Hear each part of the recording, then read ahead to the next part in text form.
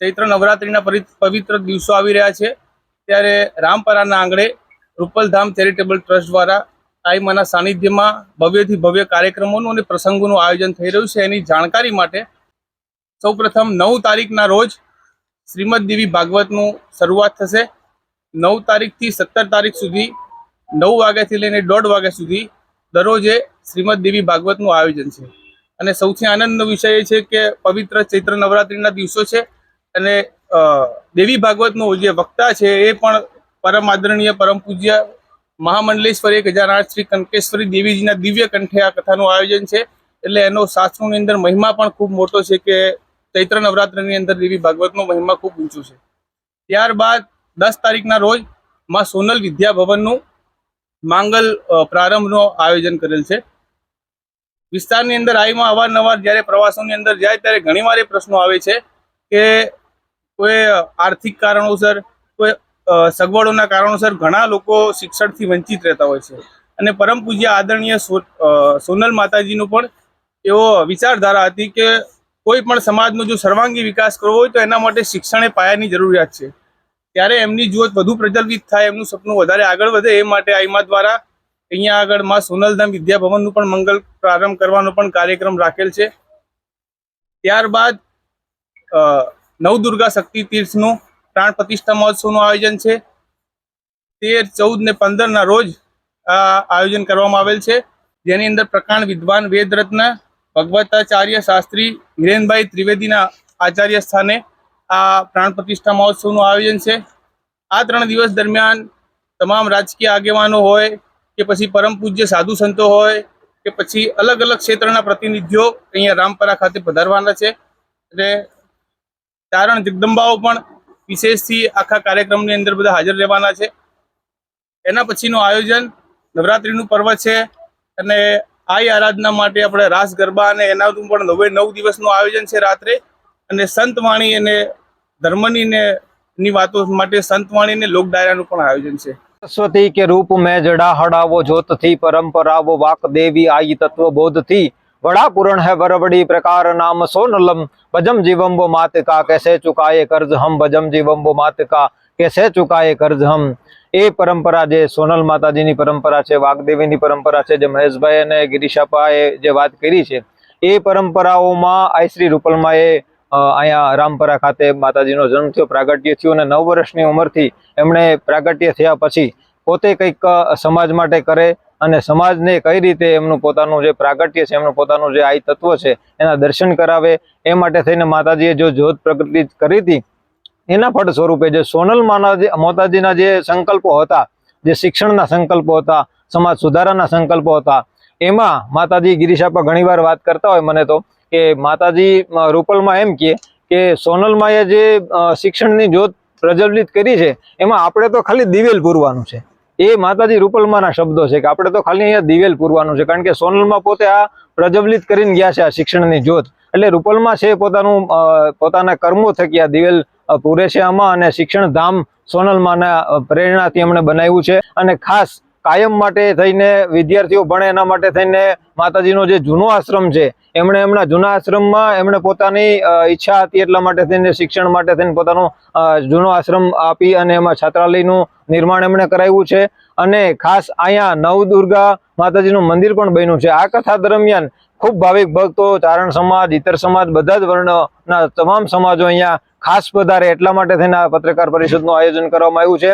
જીણાભાઈએ પોતાની આ બધા જોશો, જીણાભાઈનું મોઢું અત્યારે ખૂબ દાઢી છે। જીણાભાઈએ પોતાનો સંકલ્પ કર્યો હતો કે જ્યાં સુધી મંદિર ના બની જાય ત્યાં સુધી પોતાની દાઢી નથી ઉતારવી, એટલે એકાદ દિવસમાં આપણે વિનંતી કરીએ જીણાભાઈને પોતાની દાઢી ઉતારે, કારણ કે એમના જે સંકલ્પો હતા માતાજીના આશીર્વાદથી, રૂપલમાના આશીર્વાદથી સંકલ્પો પૂરા થયા છે।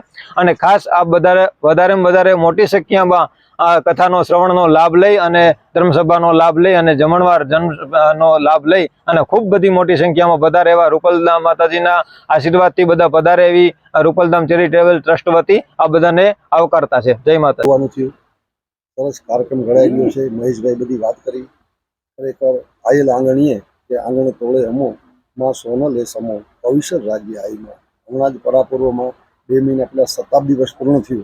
आ सोनबाई मानो शताब्दी वर्ष चाले छे। शताब्दी वर्ष पूर्ण थया पछी पण समाजमां उन्नतिना पंथे जाय એ માટે આગળના સમય પણ માતાજીએ થોડા સમય પહેલા મને યાદ આવે છે ભાઈ કે અચાનક બનુમાં અહીં રામપરા આવે છે અને ખરેખર એટલા રાજીપાથી આવે છે કે બહુ જોડાણ છે માનું આઈ નાગબાઈમાં જગદંબા પરાપુર અમારે આઈ વાઘદેવીથી જે શરૂ આ હિંગળાજમાંથી જે શરૂઆત પ્રણાલી થઈ છે એમાં અનેક જ્યારે શતાબ્દી વર્ષ પૂર્ણ થયું છે ત્યારે મહેશભાઈ એક હાંસબાઈમાં બલગરા લુંગબાઈ શાહ અને બનુમાં ખરેખર એ જીવન આપણે જોઈએ ને તો એ શતાબ્દીના સાક્ષી છે.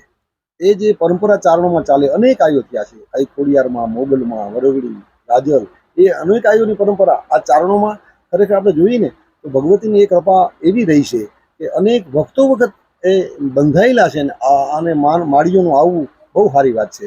એ પાપ ઘટે વૃથ તીરથ દે રોગ ઘટે પણ ઔષધ ખાઈએ જ્ઞાન ઘટે ટકે ચોર કી સંગત નીર ઘટે તો વિષમ આયે માન ઘટે તા પર ચૂકતા ક્રોધ ઘટે હિત કે સમજાય અન્ન બિના તેની પ્રાણ ઘટે તેમ ત્રાસ ઘટે હરિગુણ ગાયે મારી તારા રીધિએ ભર્યા રાજ તે સંકલ્પમાં સીધી ભરી. ભગત બાપુએ ઉપાસ્યા છે આઈ માને તમે જુઓ તો કે કોઈ દુખિયાના દખને ઓરે તો નટ જેમ નાચા કરું એવું ભગત બાપુએ દુલા કાગ બાપુ સોનબાઈમાં વિશે લખે.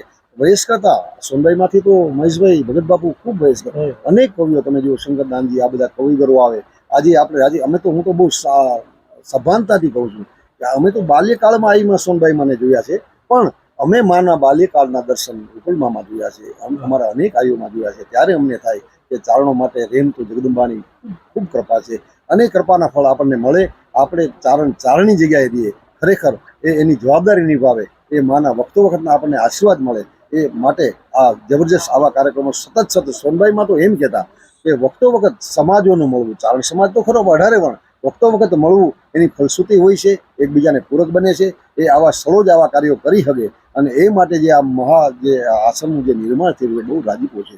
એટલું બધું સમગ્ર વિસ્તારમાં પીડાતા કોઈ પણ લોકો હોય એમને અન્ન મળે, એમને ઔષધ મળે અને એમને આશીર્વાદ મળે અને એમની શ્રદ્ધા દ્વારા એ ભાંગેલો માણસ, હારેલો માણસ, થાકેલો માણસ એ સમાજમાં અને સમાજ જીવનમાં પ્રસ્થાપિત થાય એ માટે માએ સમગ્ર જીવન છે એ સનાતન ધર્મને ચારણી પરંપરાની ઉપાસના પ્રચાર ને પ્રસાર માટે સમર્પિત કર્યું છે. એવા માએ સંકલ્પ કર્યો કે આપણા વિદ્યાર્થીઓ પૈસાના અભાવે ક્યાંય ભણ્યા વગરના ન રહે, નિરક્ષર ન રહે એ માટે માએ સંકલ્પ કર્યો. આ સોનલ જોગમાયા જે માએ આપણે સૌ હમણાં શતાબ્દીનું આ વર્ષ છે ઉજવું છે એ શતાબ્દી પર્વે માએ સંકલ્પ કર્યો કે આ સોનલ માના નામ સાથે જોડાયેલું શિક્ષણનું ધામ બને એના માટેનો સંકલ્પ સાકાર થવા જઈ રહ્યો છે. સાથે સાથે સમાજમાં જ્યારે જરૂર પડી ત્યારે ગરીબ દીકરીઓ જેના કોઈ મા બાપ ન હોય, કોઈ અનાથ હોય અથવા તો કોઈ જરૂરિયાતવાળા હોય એવી દીકરીઓના દર વર્ષે સમૂહ લગ્નો કરી અને એક મા બનીને સમાજમાં એણે પ્રેરણા અને માર્ગદર્શન ને આશીર્વાદ આપવાનું કામ કર્યું. 1-2 લાખ રૂપિયાનો કરિયાવર એક દીકરીને મળતા હોય અને અહીંથી હજારો દીકરીઓ છે એ આજ દિવસ સુધી એક માને ઘરેથી જાતી હોય એમ માંડવા અહીંયા રોપાયા છે. એવી અનેકવિધ પ્રવૃત્તિઓનો પ્રવાહ ચાલુ જ છે. સાથે સાથે અન્ન ક્ષેત્ર 24 કલાકમાં ગમે ત્યારે અભ્યાગત આવે, અતિથિ આવે, ભક્ત આવે, સેવક આવે એના માટે અન્ન ક્ષેત્રની આટલા વર્ષોથી વ્યવસ્થા. સાથે માએ સંકલ્પ કર્યો કે ગીરમાં રહેતા, ગામડામાં વસતા એ બાળકો નિરક્ષર ન રહી જાય શિક્ષણના અભાવે એટલા માટે શૈક્ષણિક સુવિધાઓ નિર્માણ કરી, નિદાન કેમ્પો કરવા, રક્તદાન કેમ્પો કરવા.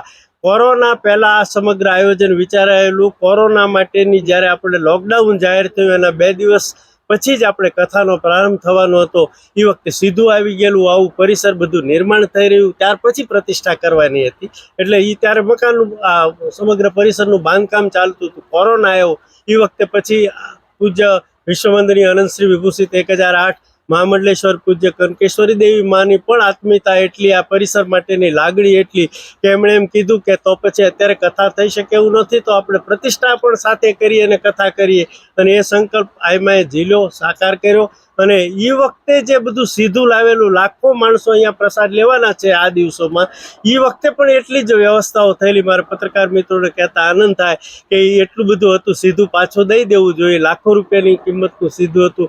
ત્યારે માએ એમ કીધું કે કોરોનાની આ સ્થિતિ છે, ગામડે ગામડે લોકો કામ ધંધા વગરના હશે, તેમના ઘરે અનાજની, જમવાની, પ્રસાદની જરૂર પડશે, શું કરશું? આપણે એમ સમજો ને આ કથા જ છે. એવા ભાવ સાથે આઈમાએ એ પ્રસાદનું વિતરણ આટલા મોટા સમય માટેનું તમામ સીધું છે ને લોકોને ગામડે ગામડે વાહનો મોકલી અને કોરોનાના કાળ દરમિયાન પહોંચાડવાનું કામ આ ચારણ જોગમાયા દ્વારા થયું.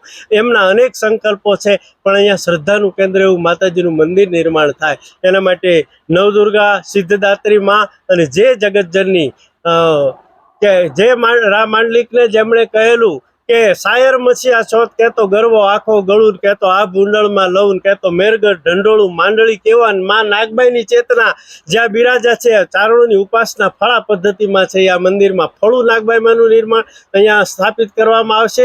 સિદ્ધદાત્રી, નવદુર્ગા માં એના માટેનું આપ બધા જાણો છો એટલે વિશેષ વાત નહીં કરતા નવદુર્ગાની મૂર્તિઓની સ્થાપના થશે. હનુમાનજી, ગણપતિ મહારાજ, ભગવાન રાઘવેન્દ્ર સરકાર, આ બધા જ જે આપણા આસ્થાના અને ઉર્જાના કેન્દ્રો છે એ મૂર્તિ સ્વરૂપે કે પ્રતિકાત્મક રીતે આપણને સૌને દર્શન થવાના છે. આ યજ્ઞ કાર્યનો પ્રારંભ થવાનો છે. પ્રથમ નવરાત્રિ પર્વ છે, આઈની આરાધનાનું પર્વ છે. એ વખતે એક ઉર્જા કેન્દ્રનું નિર્માણ થઈ રહ્યું છે. એ વખતે એક અમૃતવાણી જેમના મુખેથી સાંભળ